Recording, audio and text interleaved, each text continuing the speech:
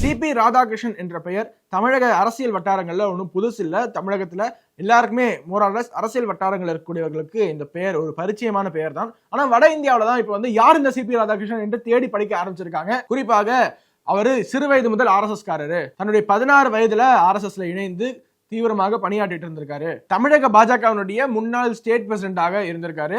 2 time MP. நீங்க பாத்தீங்கன்னா 1998ஆம் ஆண்டு அதிமுக கூட்டணியோட ஒரு முறை அவர் கோயம்புத்தூர்ல இருந்து வெற்றி பெறாரு.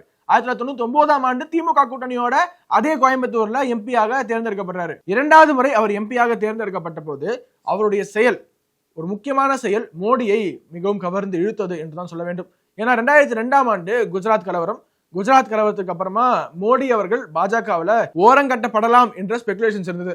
அடல் பிஹாரி வாஜ்பாய் அவர்களுக்கு மோடி அவர்கள் தொடர்வது பிடிக்கவில்லை என்ற ஒரு செய்தி. இல்ல அத்வானி அவர்கள் மோடிக்கு சப்போர்ட் பண்றாரு, அதனால மோடி அவர்கள் குஜராத் சீஃப் மினிஸ்டராக தான் இருப்பார் என்று சொல்ல ஆரம்பிக்கிறாங்க. ஆனா அந்த இடைப்பட்ட காலம் இருக்கு இல்லையா, 2002 கலவரம் முடிந்தது பிறகாக குஜராத்தினுடைய சீஃப் மினிஸ்டராக இருக்கக்கூடிய நரேந்திர மோடி அவர்களை பல பாஜக நிகழ்ச்சிகளுக்கு பல்வேறு ஸ்டேட்ஸ்ல கூப்பிடுறத நிறுத்திக்கிட்டாங்க. இவர் சீஃப் மினிஸ்டராக இருப்பாரா இல்லையான்னு கூட நமக்கு தெரியல, அதனால நமக்கு எதுக்கு வம்பு என்று நிறைய பேர் கூப்பிடாம இருந்தாங்க. அப்பொழுது சிபிஆர் அவர்கள் கோயம்புத்தூர்ல எம்பியாக இருந்தபோது இப்போதைய பாரத பிரதமர் அப்போதைய குஜராத் சீஃப் மினிஸ்டர் நரேந்திர மோடி அவர்களை கூப்பிட்டு ஒரு மீட்டிங் போடுறாரு.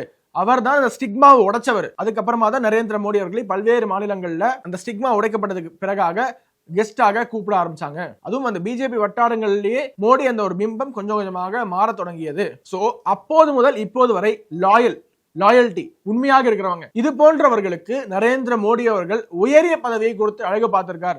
இப்போ வரைக்கும் பாருங்க, மோடி அவர்கள் யாருக்கெல்லாம் பதவி கொடுக்கிறாரோ they are so much loyal to the party, loyal to the ideology. அப்படிதான் சிபி ராதாகிருஷ்ணன் அவர்களும் ஒரு உண்மையான தொண்டன் தன்னுடைய கட்சியை விட்டு கொடுக்காம, சித்தாந்தத்தை விட்டு கொடுக்காம உழைத்து கொண்டே இருப்பவனுக்கு நிச்சயமாக ஒரு நாள் ஒரு பெரிய பதவி தேடி வரும் என்பது மற்ற கட்சிகளுக்கு வேணா ஒரு எட்டாக்கணியாக இருக்கலாம். ஆனா பாஜகவை பொறுத்தவரை நிறைய உதாரணங்கள் நாங்க இப்போ ரியல் டைம் எக்ஸ்பீரியன்ஸ்ல நம்ம பார்க்கக்கூடிய தலைவர்கள் நம்ம கொடுக்கலாம். எக்ஸாம்பிள்ஸ் அவ்வளவு பேர் சொல்லலாம்.